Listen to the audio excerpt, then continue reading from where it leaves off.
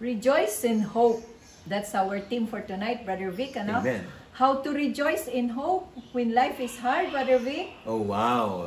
Ang ano kasi doon yun yung sinasabi natin. Paano ba tayo magagalak, no, sa ating pag-asa sa gitna ng ating kahirapan, no? Yun po, ulitin ko po yung sinabi natin kanina, yung pong Romans 12 verse 12. Rejoicing in hope makes it possible for us, for you, to be patient in affliction and faithful in prayers. So, kung pagsusunod-sunod natin, yung sinasabi natin, rejoice in hope. Tapos, kailangan meron tayong patient. Affliction is like problems. Di ba? Affliction, sugat, challenges. Challenges, or sakit ba yon? Kahirapan ba yon? No? Ang sinasabi po ng ating Panginoon dito, yun pong faithfulness sa prayer. No? Ang hirap po kayang magdasal pagka po medyo hirap na hirap ka. Pero sa isang banda po, brothers and sisters, masarap din magdasal. Madalas nga, nagdadasal tayo pag may kahirapan pag meron tayong kailangan Amen. Kaya nga po, sasabihin po natin, what is the meaning of rejoicing in hope? No? If our hope is in the world, makamundo. makamundong pag-asa. Umaasa sa mundo. Yes, of course. Mangyayari po, mapaprostrate tayo Amen. Yun ang isang, meron tayong frustration. It will crush each and every one of us. Pero yung ating pong rejoicing po ay sa Panginoon. No, it will long last. Yes. No? Ito merong, pinasabi natin long last merong endurance. No, endurance. Magiging patience ka. Of course, kasama na po. Ano yun? Fruits of the Holy Spirit. Amen. No, you will experience the love, the joy, the peace, the kindness, the gentleness, especially the patience, the understanding. Mauunawaan na po natin ang lahat. Yun po, makikita po natin yun pag malalim tayo ng pagkilala sa ating Panginoon. Deeper relationship with God. What is the biblical meaning of the word rejoice, Sister Ems? In Greek, the word translated to rejoice is kaero. Kaero. Or Which, Kairo. Which literally means to be favorably disposed to God's grace. Ang ibig sabihin, kapatid ko, ay tayo po magpapaubaya sa grasya ng Diyos. Amen. No? Kasi minsan po kasi tayo, we become, sorry po kasama po ako doon, kasama si Sister Em, sometimes we become dictator sa ating Panginoon. Lord, itong gusto ko Lord, itong gawin mo Lord, ito inihiling ko sa iyo. Lord, bakit wala pa sasakyan? Lord, bakit po Ginagawang magician si Lord. Yun yung natin God become an ATM for us. No? But the problem, I think it's okay lang kung ATM. Ang problema kung wala kang pondo. Di ba sa ATM? Hindi ka makakapag-withdraw. Of course. Sa ATM, kung wala kang pondo, hindi ka naman makakapag-withdraw. Ano ibig sabihin pondo? Pondo ng panalangin. Amen. Pondo ng fruits of the Holy Spirit. Pananampalataya. Yun ang kailangan nating pondo para po tayo magkaroon ng rejoice in hope sa ating Panginoon. Amen. How can I be joyful in hope? Be joyful in hope, Sister Ems. Ang ibig po sabihin whatever comes in our life, no, in any time, in any what you call this situation. Naalala ko, Brother Vic, nung nag-LSS tayo, I think that's from Brother Bingbong also, na sabi niya, rejoice in all circumstances. Oo, sa lahat ng pangyayari, kailangan po magalak tayo, kahit po pangit. Pero sinasabi mo rin, di ba? Kay Brother Bingbong din yun na be victorious in your defeat. Parang we look ahead that God is a better plan for us. Amen. 1 Thessalonians 5:17. Ang ating pong Panginoon ay meron po siyang plano na maganda sa atin. Amen. Minsan po yung plano po natin, minsan titingnan natin kasi nag-aral tayo 'Di ba? Marami tayong pinag-aralan, tama naman, ito. Pero meron pong mas magandang plano ang Diyos. Ang daming pangyayari sa amin ni Sister Emma na ganyan. Ang dami namin pinlano. Nung po kami po yung mag-asawa, ang plano po namin, magandang buhay. Masama po ba yun? Hindi po. Mabuti po yun. Di ba? Magkaroon kami ng bahay, magkaroon kami ng sasakyan, magkaroon kami ng hanap buhay, magkaroon kami ng anak, magkaroon ng masayang pamilya. Napakabuti po nun. Kaya lang po, ang problema sa amin nun, wala po ang Panginoon. Amen. puro lang sa kagandahan ng mundo. Yun yung binanggit mo kanina. Na ang rejoicing of hope natin is kamunduhan lang. Kapatid, magpe-failed magiging malungkot. Naranasan po namin yan. Daming negosyo. Naku, isang iglap lang. Lala ko noon, marami po kaming branches ng tires. No? Isang iglap lang po. Nadali kami ng isang budol-budol sa isang branch. Nadali kami ng swindler sa isang branch. Sarado po lahat. No? Ang Panginoon po ba ang gumawa? Hindi. Inalaw ng Panginoon for us to know that we are weak. For us to know na kailangan natin ang Diyos. For us to know na ang Diyos ang mamahala sa buhay natin. Hindi aasa sa mundo. Amen. Amen. Yun ang marami tayong karanasan, Sister Ems, na ganun na sa buhay natin. At that time, renewed na nga tayo nun. Renewed na nga. Renewed na, pero Brother Vic, kasi baguhan pa. wala pa tayong deeper relationship with God. Hindi pa natin nakilala ng lubos ang Panginoon. Nakilala natin sa mentalidad lang, sa thinking lang, pero wala sa puso. Remember, brothers and sisters, that faith is a foundation of a Christian life. Amen. Ang pananampalataya po, ang pundasyon po ng ating Kristiyanong pamumuhay. Pero paano mabubuo ang pananampalataya? Ang dami na natin ito sa ating mga team nun na diniscuss natin Binabalik-balikan po natin. Bakit po? Kasi yung pananampalataya po nanggaling po sa pagtitiwala. Amen. At yung pagtitiwala po ay nanggaling po sa paniniwala. Pero yung pong paniniwala nanggaling po sa pagkilala. Question, kilala ko na ba si Jesus? Brother Vic, kilala mo na ba si Jesus? Brother, Sister Ems, kilala mo na ba si Jesus? Gaano po ba ang pagkilala natin sa ating Panginoon upang tayo po ay sumalig lang sa Kanya? Amen. Sumalig lang sa Kanya. Sa Kanya lang tayo aasa. No? Bisaya pala yung salig. No? Praise God. No? Sa Kanya lang po tayo aasa na ang pag-asa mo lang, hindi ang pag-asa ng weather. No? Hindi po yon. Ang pag-asa po natin, ang pag-asa natin sa ating Panginoon. For so many situations that we have with Sister Emma, kami po sa pamilya po namin, yung mga naranasan po namin na mga ansarap na pagsubok, yung mag-e-exam na yung mga bata na wala ka pang pangmatrikula, sabihin ako ni Sister Emma, ikaw naman, sarap-sarap ng tulog mo dyan, ang sarap-sarap ng tulog mo dyan, siguro doon ko i-ano, Sister Emma, di ba? Sabi mo nun, ikaw ba, tulog na tulog ka, hindi ka nag-iisip ng yung mga anak mo mag-e-exam. Sabi ko, kailan mag-e-exam? Next week. Mama naman, next week pa pala mag-exam. Next week na tayo mag-isip. Yun yung sinasabing, rejoice in hope. I have hope that on that day, on that examination, my dear brothers and sisters, ang Panginoon po maglalagay. Alam natin ito, kapatid, sa totoo lang, na ang ating Panginoon po, yes, hindi siya masyado maaga. Amen. Pero hindi po siya huli. Photo finish. Nako kapatid, sa aming naranasan ni Sister Emma, ang dami po naming naranasan, puro photo finish. Kapatid, resulta po. We have now, ang panganay namin, magyayabang, sorry po Lord, parang pahalo pa yan, pero ang pinagyayabang ko, ang ginawa ng Panginoon. Ginawa niya pong doktor.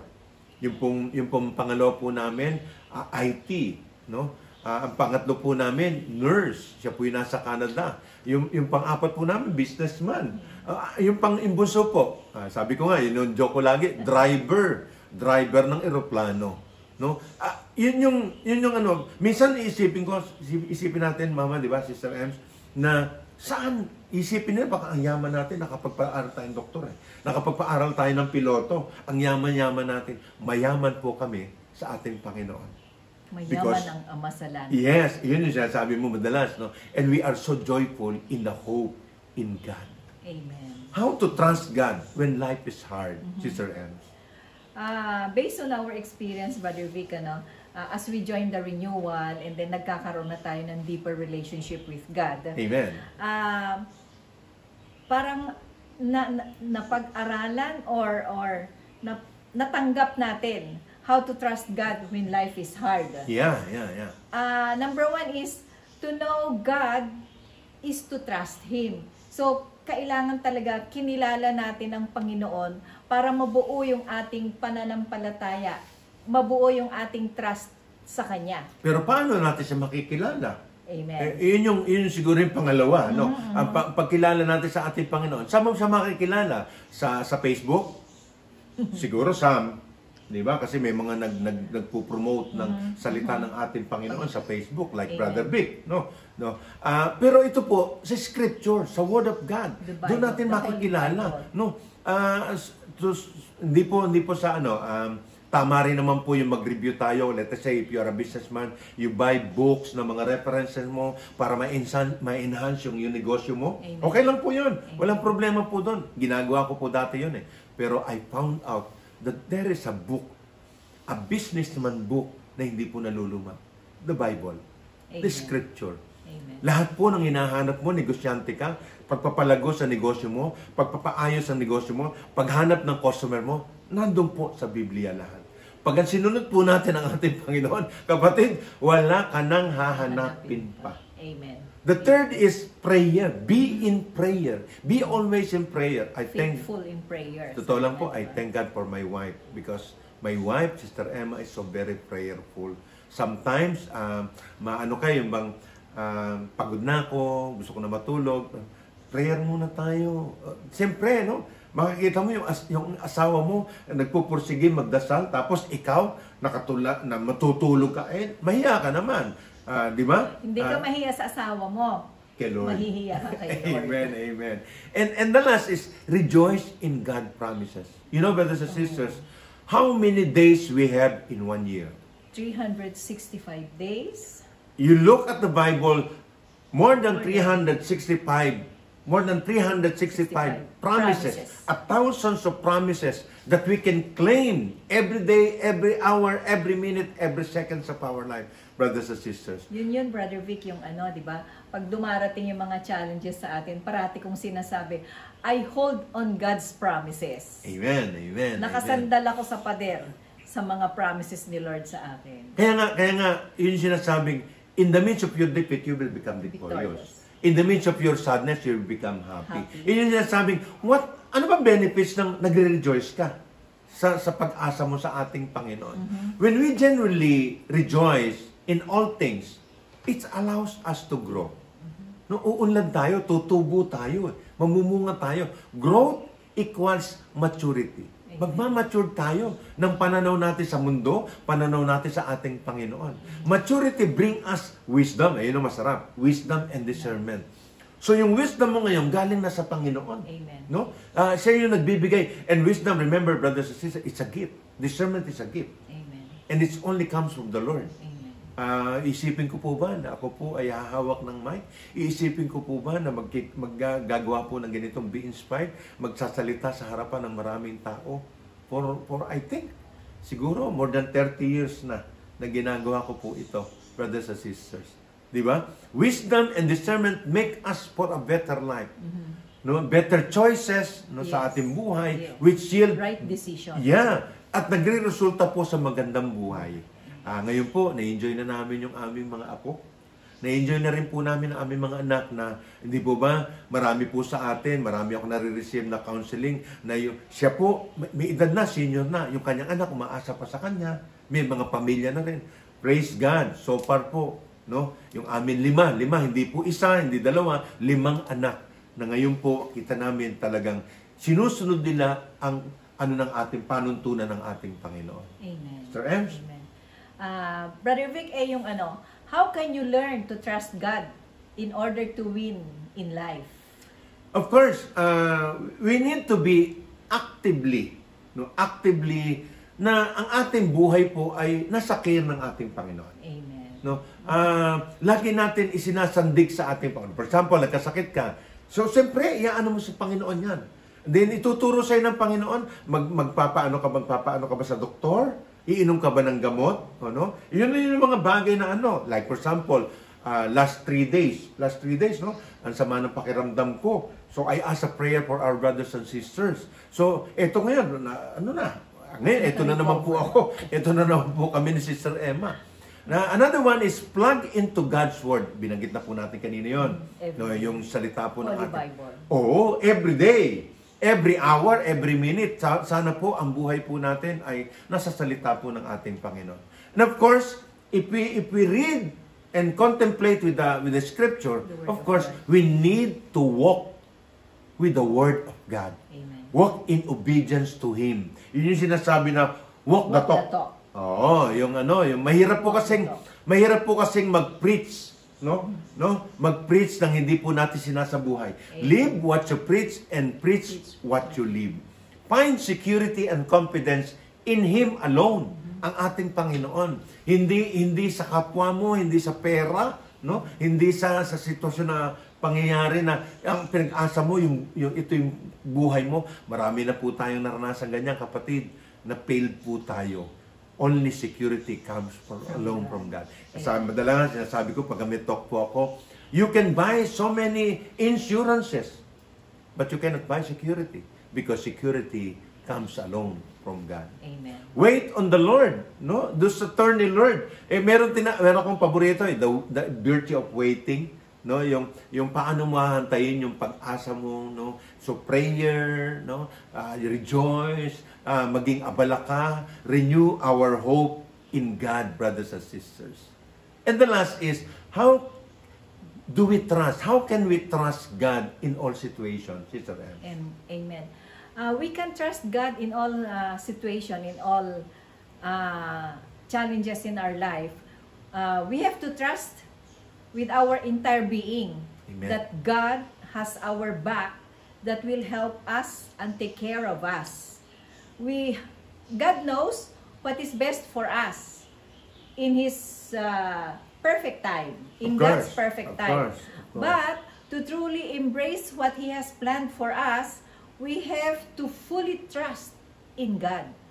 Our trust is not foolish, for our God is both faithful and good. So, we depend again on the scriptures, on the Word of God.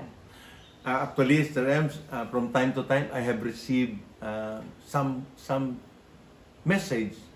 Napakasarap, nakakataba ng puso po. Brother Vic, pa-prayer naman kasi marami po nagsasabi pag ikaw daw po nagdadasal, malakas ka raw kay Lord Pero Brother Vic, maalala mo noon, di ba? Pag nagpre-pray over ka sa hospital, after a few days, namamatay. Kaya, praise God. Totoo pa yan sa amin, Sister Emma. To just review, no? Para po maalala ko po, no, meron kaming kaibigan na nasa hospital na po, doktor po 'yun, kaibigan natin, no. Talaga ayoko siyang puntahan sa hospital kasi po ayoko makakita ng may sakit na cancer na butot balat na. No, naawa ako ang problema po ang kaibigan namin isang madre, sabi niya sa akin, Brother Vic, nagdideliryo na si sister. Ngayon, kung ayaw mo siyang puntahan, bahala ka sa buhay mo, sabi ng madre sa akin. So parang nakonsensya naman ako, punta po ako doon sa ospital po, hawak-hawak ko yung kamay niya, hindi na po siya makapagsalita, tapos binulungan ko po siya, ang sabi ko po sa kanya, let go and let God, sabi ko sa kanya. Tapos po, kita ko po, pinisil niya po yung kamay ko, tapos po, lumuha po siya, umiyak po siya, naka-smile po siya. Praise God. Lumabas na po ako ng room. After 2 minutes po, yung pong ating sister na doktor, pumunta na sa ating Panginoon. Patay. Yan na namang isa, nag-talk ako sa isang lugar sa parang east part of Cebu, no. Merong isa doon na nasa likuran, ang laki-laking katawan, no. Pagkatapos ko pumuntok, tinabihan niya po ako, Brother Vic, pa-pray over mo naman ako kasi merong symptoms ako ng cancer sa pancreas. Nung ni-review ko po ang symptoms po ng cancer sa pancreas, sa 100 po, isa lang nakakaligtas. So nagdesisyon po ako, hindi na ako magpapa-opera. Bahala na po ang Panginoon sa akin. Sabi ko, Lord, ano masasabihin ko rito? Hindi siya magpapa-opera. Sabi ko, mabubuhay ba siya o mamamatay na siya? No? So, nagdasal po ako, taintin po ako nagdasal, pinray over ko po siya. Praise God. After 2 months po, patay. Pero Brother Vic, pinagninilay-nilayan natin yung pangyayaring gano'n na every time na mag-pray over ka ng may sakit, bumabalik na siya sa Panginoon. Para bang ang sabi naman nila lahat positive, at least Brother Vic, it lessen the physical torment of the body. Kasi parang, sige, pahinga na siya para wala ng pain, wala ng physical pain. So, umalis na. 2 pa lang po yun. Siguro po mga 10 po yun. Hindi ko na po babanggitin lahat. Minsan po, nagtotalk na naman ako sa isang community. Ang dami. Kinuwento ko po yon, yung 10 po na yon, na pinray over ko po. Tapos sabi ko po, kung sino po sa atin, pagkatapos ko po mag-talk, kung sino po sa atin ang gusto magpa-pray over, lumapit lang po sa akin. Naku, lahat po ayaw na po lumapit sa akin. Merong isa, Pero sabi merong niya. isa, lumapit sa akin, sister, Brother Vic, pwede samahan mo ako. Saan? Sa amin po, pape-pray over ko. Sino? Ang husband ko. Kasi ang husband ko gusto ko nang mamatay. Kasi marami raw kalukuhan, maraming ano. Friends, people of God, ang pag-asa po nasa ating Panginoon. Amen. And we need to rejoice. Yung po na-pray over ko po na yun, yung pamilya po rejoicing. Kasi yung pong sabi nga nila, Brother Vic, ikaw na lang hinihintay nila. Brother Vic, ikaw na lang ang yung isang bagay po na baka po wala na magpa-pray over sa akin, brothers and sisters. No? May joke pa nga, di ba? Pagka may sakit po ako, sabi ni Brother Vic, pray over kita. Sabi ko, gusto mo na ba akong mamatay? Praise God, praise God. Joke Friends, po yun. people of God, rejoice in hope. Ang pag-asa po natin, yung kagalakan po natin. Kasi sa totoo lang naman, kapatid, di ba? Di ba, Sister M? Alam ba natin kung abutin pa tayo ng 1 buwan? Alam ba natin abutin pa tayo ng 1 taon? Alam ba natin na abutin pa tayo ng 10 taon? Yes, siguro. Kung may blueprint na binibigay ang Panginoon, ikaw, Emma, abutin ka 10 taon. For sure, yung 10 taon na yun, ma-maximize mo. Amen. Na magiging masaya ka. Problema po, meron tayong free will. At ang Panginoon po, hindi nagbigay ng blueprint. That's why, rejoice in all circumstances. Rejoice every day, every hour, every minute, every second of our life. Amen. Brothers and sisters. Amen. Amen. Sabi nga, ang problema po, sabi natin madalas, hoy problem, I have a big God. Mas malaki ang Diyos ko kesa sa iyo. Problema, lumayas ka. Amen. Let us pray, brothers and sisters. The name of the Father, the Son, the Holy Spirit. Amen. Amen. O Lord, our King and our Savior, bless our thoughts with hope for our future as we tread through the harsh happening of this world. Be with us and keep our feet standing firm on my Christian values, O Lord God. Yes, Lord. Help us to see past the opposing views and disagreement of everyone around us and settle our anxieties. Yes. Wrap our mind with layers of joy so negativity and hopelessness cannot cross into our thoughts. Yes. Keep us uplifted. Let us find in good in all moments, and may our joyful spirit take control at all in times. In Jesus' mighty name, with the power of the Holy Spirit and the intercession of Mother Mary, amen and amen. In the name of the Father, the Son, and the Holy Spirit, amen and amen.